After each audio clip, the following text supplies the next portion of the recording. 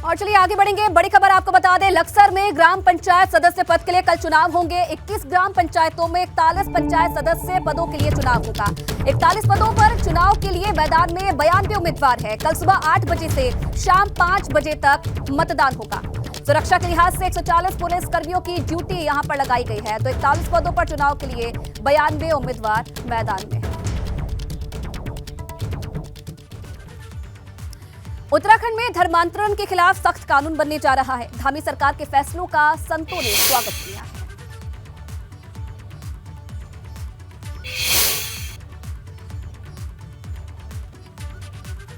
मैं अत्यंत आनंदित और आह्लादित हूं। पूरा संत समाज और भारत में एक विशेष प्रकार का उत्साह है आदरणीय पुष्कर सिंह धामी जी के सत्प्रयास का।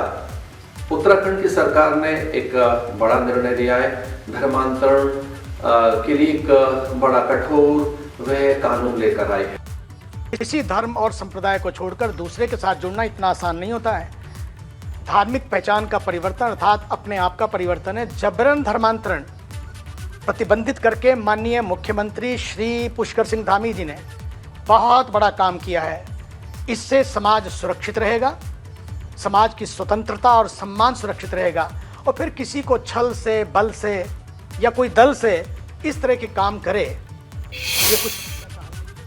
और एक और बड़ी खबर आपको बता दें तो उत्तराखंड के मदरसों के लिए सरकार की गाइडलाइंस मदरसों में लागू होगी। एनसीसी, एनएसएस और स्काउट। शिक्षा मंत्री धन सिंह रावत का बयान। मदरसों में भी स्काउट एंड गाइड की ट्रेनिंग बच्चे लेंगे। और मदरसों के लिए प्रदेश सरकार ने इसके लिए निर्देश भी जारी कर दिए हैं। राष्ट्रीय शिक्षा नीति में स्पष्ट है कि बच्चों को एनसीसी से भी जोड़ना है, बच्चों को एनएसएस से भी जोड़ना है, बच्चों को रोवर्स रेंजर से भी जोड़ना है, बच्चों को स्काउट गाइड से भी जोड़ना है, बच्चों को रेड क्रॉस संस्थाओं से भी जोड़ना है और बच्चों को सामाजिक बोध से भी जोड़ना है। तो हमने तय किया है कि जितने सरकारी स्कूल हैं, प्राइवेट स्कूल हैं, एडेड स्कूल हैं, जितने हमारे संस्कृत स्कूल हैं, जितने हमारे मदरसे हैं, अल्पसंख्यक स्कूल हैं, इन सब जगह सारी चीज़ें हों। चाहे एनएसएस के प्रोग्राम हों, चाहे एनसीसी के हों, चाहे रोवर्स रेंजर्स के हों, चाहे स्काउट गाइड के हों। और मुझे लगता है कि वहाँ के बच्चे भी चाहते हैं।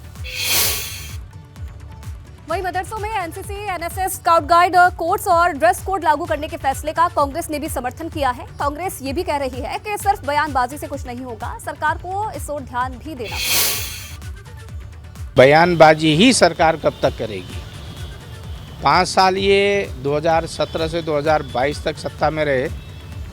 आपको ये भी इनसे ज़रूर पूछना चाहिए कि आपने इस 5 साल में मदरसों की शिक्षा व्यवस्था में सुधार के लिए क्या क्या कदम आपने उठाए थे। तो 10 दिसंबर को देहरादून में आईएमए की पासिंग आउट परेड होगी और पासिंग आउट परेड में 344 जेंटलमैन कैडेट्स सेना का हिस्सा बनेंगे। इनमें मित्र देशों के 30 कैडेट्स भी शामिल हैं। मित्र देशों से नेपाल, भूटान, कजाकिस्तान, तजाकिस्तान, श्रीलंका के कैडेट्स शामिल हैं। बताया जा रहा है कि सेना प्रमुख मनोज पांडे परेड की सलामी लेंगे।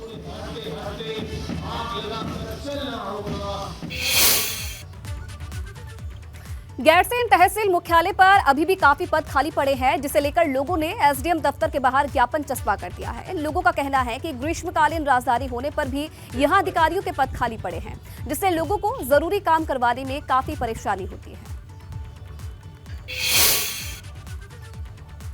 1.5 वर्ष से उप जिलाधिकारी का पद रिक्त है। यहाँ पर उप जिलाधिकारी की नियुक्ति तो है, लेकिन यहाँ के उप जिलाधिकारी कर्णप्रयाग तहसील में बैठते हैं, क्योंकि उनका कर्णप्रयाग का इंचार्ज है, वो कर्णप्रयाग में बैठ रहे हैं। और इस कारण गैरसैंण तहसील में तहसीलदार भी विगत 2 साल से पद खाली है।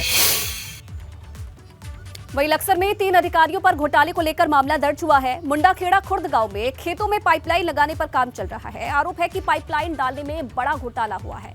लक्सर कोतवाली में घोटाले को लेकर मामला दर्ज किया गया है।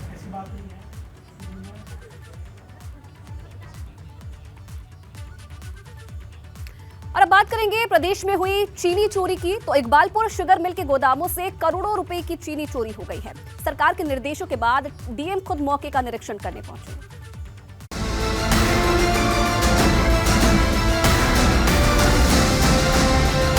इकबालपुर शुगर मिल के चीनी गोदाम से चीनी चोरी से हड़कंप मचा हुआ है। सरकार के एक्शन के बाद हरिद्वार के डीएम इकबालपुर शुगर मिल पहुंचे और गोदाम का निरीक्षण किया। डीएम का कहना है कि गोदाम में रखी बोरियों की जांच की जा रही है।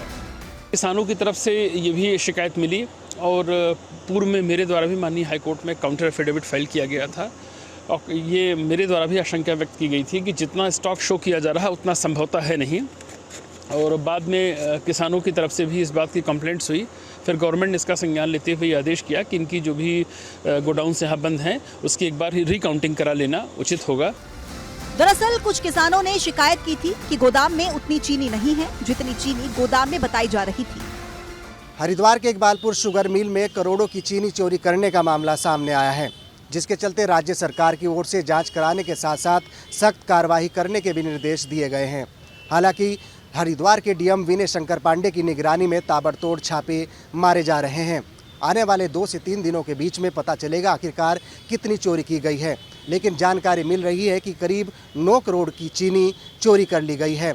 सभी गोदामों में काउंटिंग का दौर जारी है, लेकिन आने वाले 2 से 3 दिनों के बीच में पता चलेगा कि आखिरकार चोरी के पीछे कौन लोग हैं। गड़बड़ी की जांच के लिए प्रशासन फिर से चीनी की बोरियों की काउंटिंग करा रहा है। चूँकि एक बोरे बड़े ही बेतरतीब ढंग से रखे हैं तो एक बोरों को उतार के उनकी काउंटिंग की जा रही है। It will take 3 or 4 days। जब तक पूरी काउंटिंग नहीं हो जाएगी तब तक मैं यह बताने की स्थिति में नहीं हूँ कि स्टॉक में कितना शो किया गया था और कितना उसमें शॉर्टफॉल है। शुगर मिल के गोदाम में चीनी की चोरी के मामले को सरकार ने भी गंभीरता से लिया है। गन्ना मंत्री सौरभ बहुगुणा ने जांच के आदेश दिए हैं। कुछ वहाँ के किसान भाइयों के द्वारा हमको ये अवगत करवाया गया था, उनकी कोई शंकाएं थी कि इकबालपुर चीनी मिल में जो हमारी शुगर वहाँ पर गोदामों में थी वो चोरी हुई है और कितने वैल्यू की हुई है ये तो अभी नहीं पता, लेकिन ये शिकायत हमारे पास आई थी। तो हमारे सचिव द्वारा एक चिट्ठी डीएम हरिद्वार को लिखी गई कि इसकी गोदामों की जांच कराई जाए। अगर इस तरीके का प्रकरण वहाँ पर हुआ है कि गोदामों से इल्लीगल तरीके से वहाँ पर चोरियाँ हुई हैं बोरी की, चीनी की बोरी की, तो बहुत ही निंदनीय है और मैं इस पर स्ट्रिक्ट एक्शन लूँगा।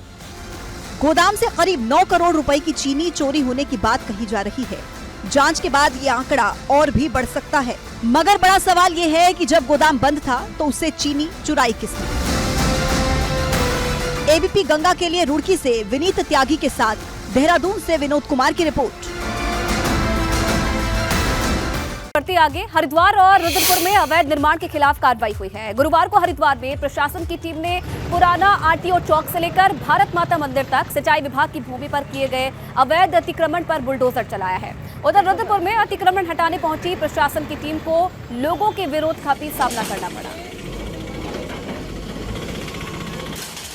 तस्वीरें आप देख रहे हैं, जिस वक्त ये कार्रवाई हुई उस वक्त की तस्वीरें हरिद्वार में जो अवैध निर्माण पर प्रशासन का पीला पंजा चला, तो वहीं रुद्रपुर में प्रशासन को लोगों का विरोध का सामना भी करना पड़ा।